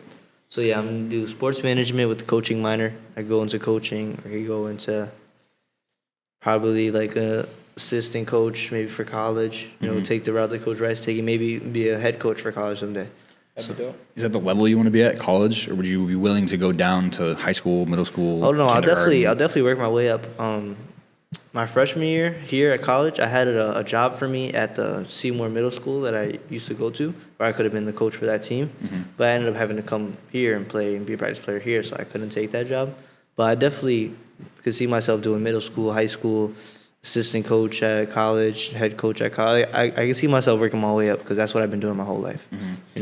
I've told this story so many times in the podcast, but about me going back to Canada and having a mini coaching spurt where I got thrown into the fire and I had to coach a team full of D1 players, and one of my ex-coaches was playing on the team, and like I would sub him off the floor and he'd be like, this coach fucking sucked. And he was just like testing me out to see if I really wanted to be a coach. Found out I probably don't want to be a coach because I don't really like addressing groups of people, but I quite enjoy training people one-on-one. So, like, do you obviously enjoy addressing groups of people and getting everyone on the same page and trying to execute a game plan and that kind of thing? Yeah, so when I had my own AAU team with my dad and we had the practices, when you do what you do in practice and you run the plays and you see them do it in the game and you see it work, when you see go swing the ball from left to top to the other wing, hit the high post and look at the bottom man, or hit the right wing to the dunker spot and hit the slip, the big man coming down. And when you see it and it works, the joy that you get, that willing that you drew that play and your team executed it and they scored off of it and you're hype and they're hype and the whole game's going on. Now you have the momentum. Now you guys start winning games. You win the championship. Like, it feels so good as a coach that knowing that you did it as a player and then you can still do it as a coach. I think that's what keeps me going I want to be a coach. Oh, yeah. You also see the game from like a way different perspective because even now, the way I look at the game after playing 1 year of college basketball, I can't really see it from the team perspective. Like, I'm like, oh, they fucked up that play because they're going down and they're getting a backward tap layup. But for the most part, when I look at the game, I'm looking at individual people and I can see what they need to do to contribute more, but I can't really see it as like the team piece for some reason. I don't know why. Maybe it's just the way my brain's wired, but I can't see the X's and O's that way. Yeah, I can definitely see some of the individual too because I have a little brother. And I'm trying my best to make him as good as possible. I know I tell him he sucks all the time, but really he's actually like good for his age. Like he's hanging out with me and I'm playing college now. That's the influence. And he's a freshman in high school. That's gonna go a long way. And another player that had the same situation that my little brother has now is Jaden. Jaden had a big brother who started all 4 years of college. And it made him a great high school player, all-state, 1,000-point scorer, all the accolades. So that's what I'm trying to set up for my brother. And if he wants to pursue basketball in college, I'll be there for him, you know? So I'm trying to make him as best as he can. But as the training part goes, that you say you like training one-on-one, I definitely like to train one-on-one too. Because I did that with my brother and I did that with my girlfriend. My girlfriend's she's a solid hooper. Yeah. Like, she could shoot, she could dribble, she could... I saw her giving you buckets one time. Yeah, bro, like, she could hoop. Like, my girlfriend... been with her 5 years, and she plays basketball with me. And she could have played in college, too. Your kids better be gross. Your kids better be insane. How come she didn't pursue basketball? So, her first year, she didn't want to play because she actually had 2 offers. She could have went to Albertus Magnus, and she could have went to WestCon. 2 really good fucking schools. 2 great schools. She could shoot the ball like crazy. So, she would have went there and got better and played, and she would have been nice. But the reason she didn't go to WestCon is because they didn't accept her for nursing. She wants to be a nursing major. And the reason she didn't go to Albertus is because too ghetto over there. She didn't really like it. So she ended up picking UMass Boston and just focusing on her nursing career. And then this year, she ended up getting in contact with the coach, tried out for the team, made the team, felt pretty good. Like, she's there with them. She took a whole year off and didn't even practice, and she's still there with them. That shows, like, she's got talent. Yeah. And then she ended up just being like, nah, I'm good. Really? And yeah, she just made the didn't team play. at UMass Boston. Yeah, and she just didn't want to play. But now she's missing it, but like she's got like a busy schedule. Like, yeah, for sure. I mean, it's not for everybody. Tuesdays and Thursdays. At least she can like sleep at night knowing that she was at that level. Yeah, she could have, and she really left on her own terms. You know. Yeah, but being a nursing major is not easy either. I mean, I don't your whole know. Day. I don't know. I don't really know anyone that's a nursing major. Like that dude who dropped out in the tryouts because it was too. Oh yeah, he was too busy. Guadalupe. Guadalupe. That's my dog, but I don't talk to him. Yeah, like my girlfriend studies like 7 hours a day. Yeah, dude, that over there, they're studying for the nursing major, and that entire whiteboard front to back is covered with. Bro, my brother is an takes engineering that major. serious. Out of school at home, and he does like 10, 12 hours of homework a day. Like yeah, work a day. Yeah, she studies, and then next semester, something like that, she's gonna have to do clinicals, which is 12-hour clinicals. You wake up at 5 in the morning, you're not done till 5 in the afternoon. Do you get paid for clinicals? No. Yeah, that's not cool. That's just free labor, 12 hours. That's not cool. Yeah, so being a nursing major is no joke. So I understand why she took that route, and I don't blame her for it. Nurses get paid a lot in the U.S.? Yeah, they do. They start off at I think 70,000 a year. Not bad at all. But then it works their way up a lot. You get up there. Like really? I don't know. Nurses get paid well in Canada? I feel like nurses don't get paid less for sure, just because it's a Canadian dollar. But I have Danny. She's a nurse. She makes 28 an hour Canadian. So like, yeah, it's not bad. What is that American? 22. Yeah, I think that's like where the starting point is, and then once you work your way up, you get to that like 100,000 a year range. And when you get to that point, I'll be the stay-at-home dad. She made enough to go in van. She bought a van with her boyfriend and traveled across Canada in the van, which is fire. But I was going to ask, what kind of things are you trying to hand your little brother in terms of tools or tips for making college basketball, specifically for him? So for him, I really work on learning. So like learning to do it yourself. Okay. So like, and I try to apply that in everything in his whole life. Like whenever he wants me to do something for him, like when we were little, we both had an Xbox, and I would set up my Xbox, and he would ask me to set up his Xbox. So I would do it, and then it got to the point where I would do it every time, and I'm like, nah, you gotta learn yourself. He learned himself, and now he can do it whenever. Do you think you kind of got that from your dad? Yeah, I definitely did. Because you was explaining how he like gave you like tough love and helped you like really learn. So yeah, I try to do that with my little brother, give him that tough love, but I don't do it as aggressively as my dad. Like my dad was pretty like, he would cuss me out. You don't smack him with the iPhone? Yeah, nah. I mean sometimes I gotta beat him up, but like that's brotherly love. No, my dad does the same thing. Of like, when I was younger, I'd be like, Dad, can you do this? Dad, can you do this? And it like caused me to just like be lazy and like just expect like things just be made. You know what I mean? Yeah. And then as I like kind of got older, my dad was like, how about you try and do it yourself first? I'm like, nah, what? But then like eventually like started doing things myself. When my dad's putting together a piece of furniture for the basement that we're finishing. Yo, come here. Go, Max, go grab the toolkit. And then it's like, get out the, what do you think the star header would be? Or what do you think? And like teach me those things. And like now, like I can take apart my desk or the rolling chair that I have in my room to store it at or something like that. Just because like I'm a little more self-sufficient, nowhere near where I want to or need to be as like a man. Like, be able to be self-sufficient and shit. It's better than nothing. Exactly. Yeah, exactly. But like just having that, like, you know what? Why don't you try and it'll be so record. Okay. Having that kind of like not just like do things for you. You know what I mean? That's big time. Yeah, it definitely is. 'Cause But I'm also the oldest. I'm the oldest in my family. I don't have an older cousin. really? I'm the oldest. I'm the anything. oldest primary cousin, so I don't know. Like you guys have second cousins and stuff like that. I'm the oldest, like up until like You don't have second cousins? I have second cousins, but like as far as my mom and her immediate- sister, Yeah. like, and then my dad's side, all of their kids. Like I'm the oldest. I think I'm the second oldest. Yeah, I have one cousin named Ricky. He lives all the way in Florida. Like barely talk to him. So as far as that goes, I'm like second oldest. So as far as the family I hang around, I'm the oldest. I'm not even like remotely in the top 5. the next oldest person is my mom's first cousin. Would be like, and my grandmother's brother's a lot younger than her. So like my mom's first cousins are like, honestly, probably like your mom's age, to be honest with you. Probably like 35 maybe. Yeah, my so I mom's have also a couple 50 of though. those. My mom's also 50 though. So like, I have like obviously, but like first cousin, second cousin, like really like third, like I'm the oldest. So for second cousins, I have a whole bunch. I got an older cousin, Destiny. I got an older cousin, Armin, Brandon. I got all those, but they're all like older than me by like. Destiny's the closest to me by 2 years. Yeah. So she's graduating this year from college, but everybody else is like older than me by 5, 6, 7, 8 years. Another thing, like you were saying before, I feel like also my brother is also like way more handy than I am. And I feel like it's because like my dad started with like showing me these things, and then that kind of made my brother, like, you know what I'm talking about? That kind of made like my brother more want to do things independently himself as well. And so like he's like very independent in terms of like if I need like help with like I'm terrible at technology and like setting stuff up. Like my brother, like I've asked my brother's 2 years younger than me, but I've asked him to help me with like stuff like that if I don't know. My brother, I feel like that's also like a younger brother type of thing. You know what I mean? Does that make sense? Yeah, No, it does. my brothers are maybe the middle one because he just got back from the military, but the youngest one is definitely like But he's also like 18. your youngest brother's 18.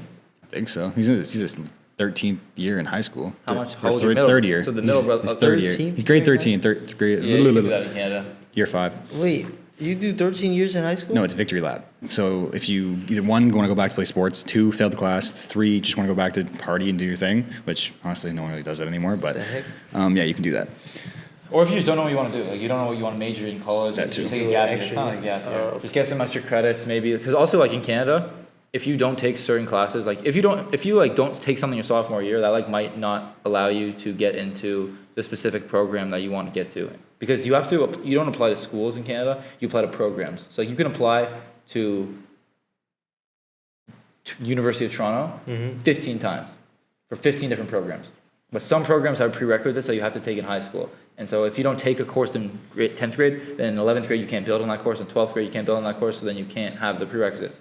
And then So it it's allows you another year to do that. super demoralizing when you go to click on the course, and then it already knows when you go to click on it, it says you need this, and then it goes, you can't register for it if you don't have the course.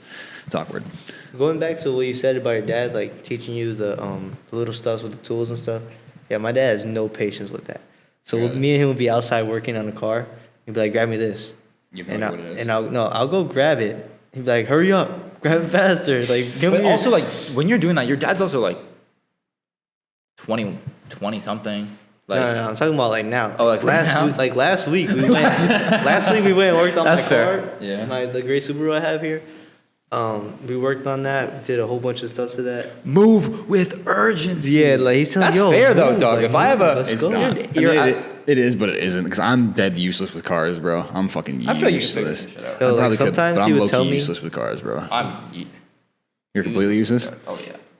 Nah, I'm pretty good because of him, but like, I feel like I also have very low patience for that. And so that's why I would want my dad to do it. My dad would like, "Dad, just do it." Like, I don't like, but my dad will obviously, as a parent, as like someone who older, way smarter, like he'll be like, "Well, if I let that like his non-patience, that's gonna become an issue." So like, you gotta obviously move past that. And nah, yeah, he does not care. He'll tell me to grab something, and then I'll grab it, and he meant something else, so he'll get mad at me No, for I've him had that. telling me I've the had wrong that thing. before. I've had that before. No, I've had one where my dad asked me to get. This is like a therapy. This is a group therapy. This is session. funny, This but is a like, group therapy. there's a time when my We gotta dad. end this shit. This is like an hour. It's hour something, but there was a time when my dad asked me to get him something, and I came back with like this giant fucking thing, and you could tell by the way he looked at me that the thing I was supposed to get was like this big. Like, he had said something random, and he looked at me. He's like, "Never mind." And he went and got it. Like, Bro, nah. When he does that, I feel so sad. yeah, because you got it so I just failed you. like not even in the right fucking ballpark, bro. Nah, because I'm completely irrelevant to any of that. But another funny story,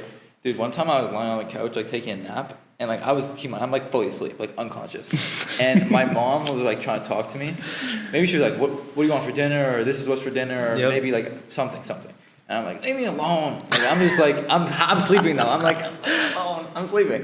And my mom was so mad at me. I'm like, "Dog, I'm unconscious. How can you be mad at me for something I said when I was unconscious?" You weren't unconscious though. You were you alive were and awake. responding. I was sleeping. I was But you sleep talking. You sleep talked the words. Leave me alone. I don't remember exactly what I said. I was like, I'm sleeping. I was gonna ask you. I want to almost test your car knowledge. Me? Yeah. Nothing. How many kilometers should you wait to get an oil change? I don't know. Guess.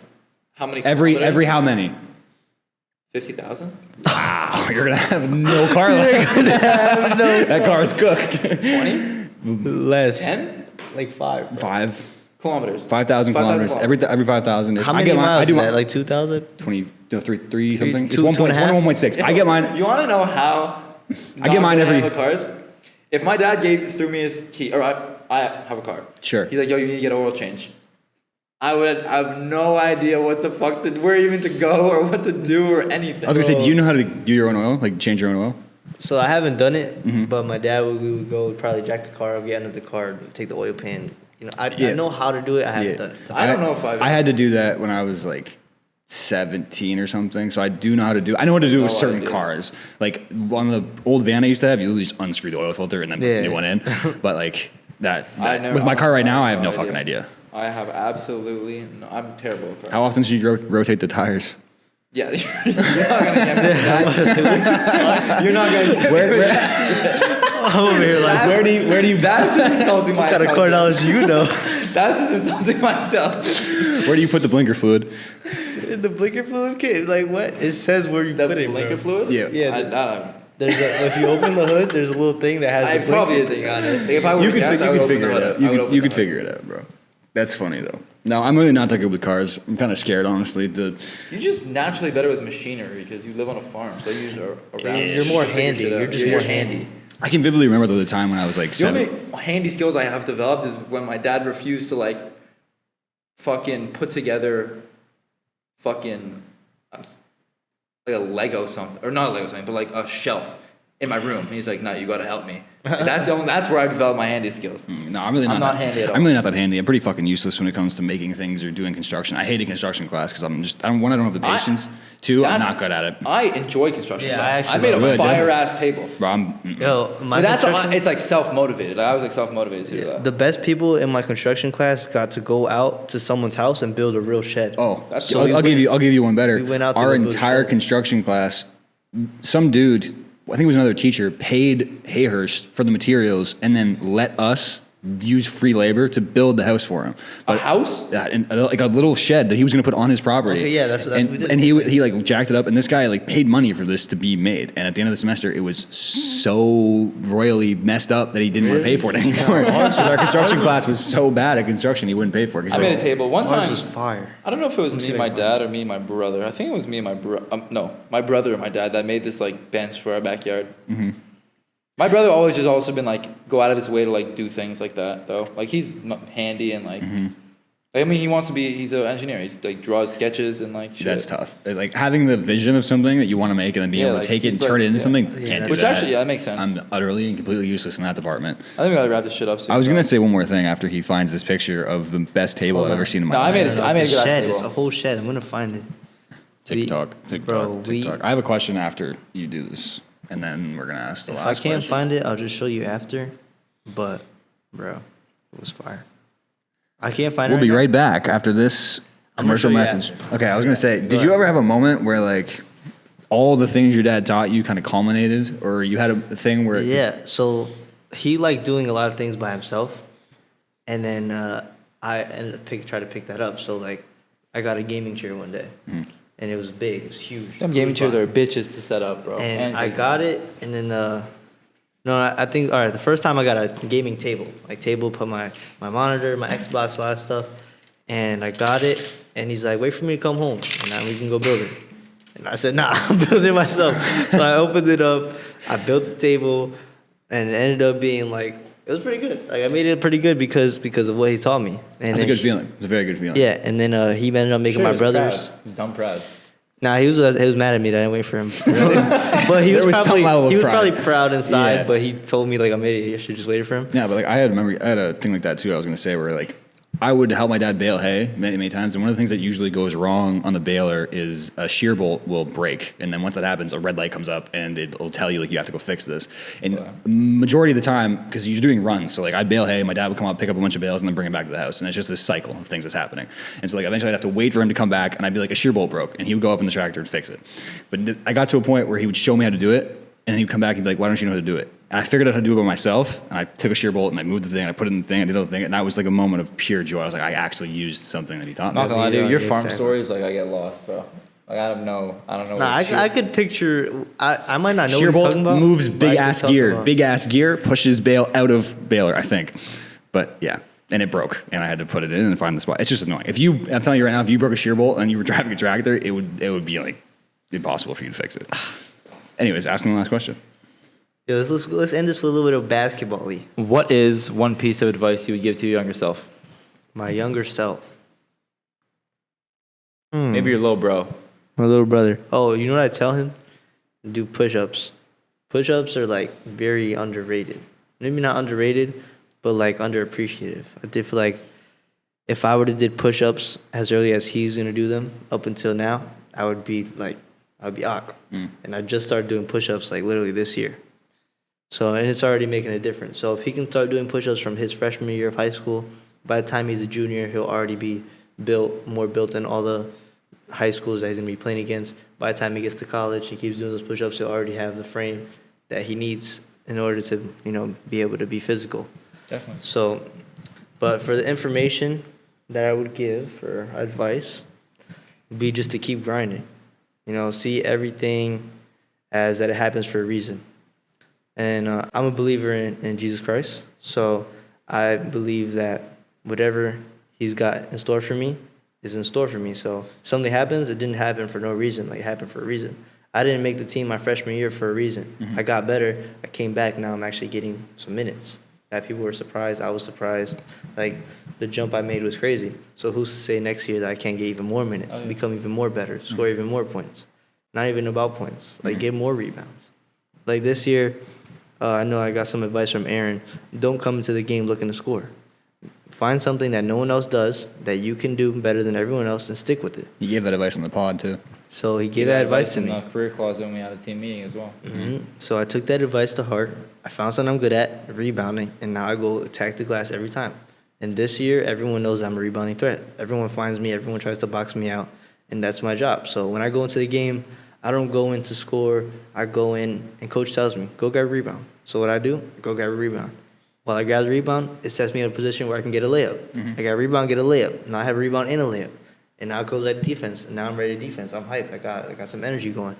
So just my advice would just be to stay on the grind. Find something you're good at, stick with it, and make it the best you can possibly be. Perhaps. Hour and 36, aka an hour longer than the one we had originally.